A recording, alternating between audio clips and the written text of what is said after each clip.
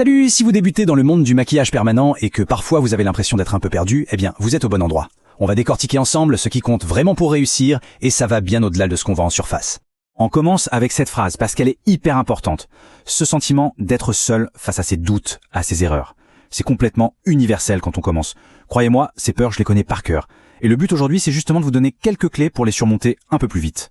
Allez, on plonge dans le vif du sujet. Avant même de parler technique, machine ou pigment, il faut qu'on parle du mental. Parce que la peur, c'est le point de départ de tout le monde. Absolument tout le monde.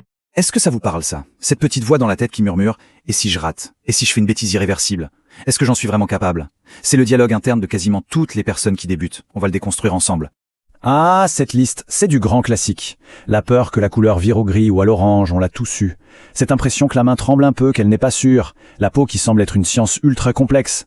Et puis, bien sûr, le fameux moment où il faut demander à être payé pour son travail et on se sent comme un imposteur. C'est tellement commun. Donc, s'il y a une chose à retenir pour l'instant, c'est ça. Si tu ressens tout ça, respire un grand coup. Ce n'est pas un signe que tu n'es pas fait pour ce métier. C'est juste la preuve que tu es en train de commencer. C'est une étape. Et le simple fait de l'accepter, c'est déjà une première victoire. Bon, maintenant passons à ce que j'appelle la grande illusion. C'est tout ce que les réseaux sociaux, notamment, nous font croire être super important au début. On va mettre un peu de lumière là-dessus et voir ce qui est essentiel pour bâtir une carrière solide, une vraie. Ce tableau, il résume tout parfaitement. À gauche, on a le bling-bling, le compte Instagram impeccable, la machine qui coûte un bras, la collection de 100 pigments. On croit que c'est ça la clé. Mais la réalité, ce qui fait une vraie pro, c'est ce qu'il y a à droite. C'est la connaissance de la peau, la science des pigments, une hygiène irréprochable et surtout, cette capacité à anticiper le résultat une fois que c'est cicatrisé. Et cette phrase, elle claque, non? Elle résume tout. Tout le monde peut faire une belle photo juste après la prestation, quand la peau est un peu gonflée et que la couleur est vive. Mais le vrai jugement, le vrai résultat, c'est un mois après. Et c'est ça, notre véritable objectif. Alors, justement, comment on l'atteint, cet objectif? Eh bien, ça repose sur 3 piliers fondamentaux. Ce sont les fondations. On ne peut pas construire une maison sans fondation. Eh bien là, c'est pareil. Il est impossible de faire l'impasse dessus. Pilier numéro 1, la peau. C'est notre toile, c'est la base de tout. Une peau grasse ne va absolument pas retenir le pigment comme une peau sèche. Une peau mature et fine, ce n'est pas la même chose qu'une peau jeune et épaisse. Si on ignore ça, c'est comme si un peintre essayait de peindre sur une éponge en espérant un trait net. Ça ne marche pas. Deuxième pilier, le pigment. Attention, la couleur que vous voyez dans le flacon, c'est une illusion. Ce n'est pas la couleur finale. La couleur finale, c'est un cocktail. C'est le pigment mélangé au sous-ton de la peau de la cliente et influencé par la profondeur. La colorimétrie, c'est pas une option, c'est juste indispensable. Et ça nous amène directement au 3e pilier. Et là, écoutez bien cette phrase, elle est percutante. La profondeur, c'est le truc le plus technique et le plus difficile à maîtriser. Si on n'est pas assez profond, le pigment partira. Si on est trop profond, c'est la catastrophe. La couleur peut migrer, virer au bleu-gris, et là, c'est permanent pour de vrai. C'est la compétence qui fait toute la différence.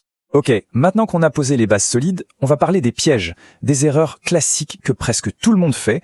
Le truc, c'est que quand on les connaît, on a déjà fait la moitié du chemin pour les éviter. On retrouve notre fameuse profondeur évidemment, mais il y a aussi le fait de copier un mapping de sourcils vu sur les réseaux sans l'adapter à la morphologie unique du visage en face de nous. Grosse erreur. Une autre, c'est de dire oui à tout le monde, même aux cas super compliqués qui demandent des années de pratique. Promettre la perfection, c'est se tirer une balle dans le pied. Et surtout, ne jamais rester seul avec un doute. Gardez cette phrase en tête s'il vous plaît. Votre instinct, c'est votre meilleur ami. Si un cas vous semble trop complexe, si vous ne le sentez pas, avoir le courage de dire non, ce n'est pas un échec. Au contraire, c'est la plus grande preuve de professionnalisme qui soit. Ça vous protège et ça protège votre cliente. La technique, c'est une chose, c'est crucial. Mais pour durer, pour vraiment s'épanouir dans ce métier, il faut se forger un mental. C'est un aspect dont on parle très peu, et pourtant, c'est la clé de voûte de tout. Voici les vrais ennemis. Le syndrome de l'imposteur qui nous fait croire qu'on n'est pas légitime. La terreur d'un mauvais commentaire en ligne. Le poison lent de la comparaison en scrollant sur Instagram où tout le monde a l'air parfait. Et ce besoin d'être validé par les autres qui nous rend fragiles. Le simple fait de les identifier, c'est déjà commencer à s'en libérer. On doit absolument changer notre définition du succès. Le but, ce n'est pas d'être parfait. C'est impossible. Le but, c'est de comprendre. Comprendre pourquoi un résultat a bien cicatrisé et pourquoi un autre a moins bien pris. C'est cette compréhension qui donne le vrai pouvoir et la confiance, pas l'absence d'erreur.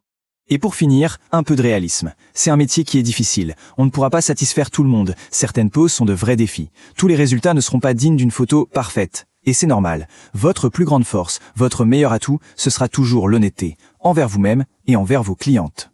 Alors, je termine avec une question pour toi, qui commence ton parcours. C'est quoi, là, tout de suite, ta plus grande peur, ta plus grosse interrogation? Partage-la en commentaire si tu en as envie. Parce que parler de ces peurs, c'est le meilleur moyen de leur enlever leur pouvoir. Merci de m'avoir écouté, et à très bientôt.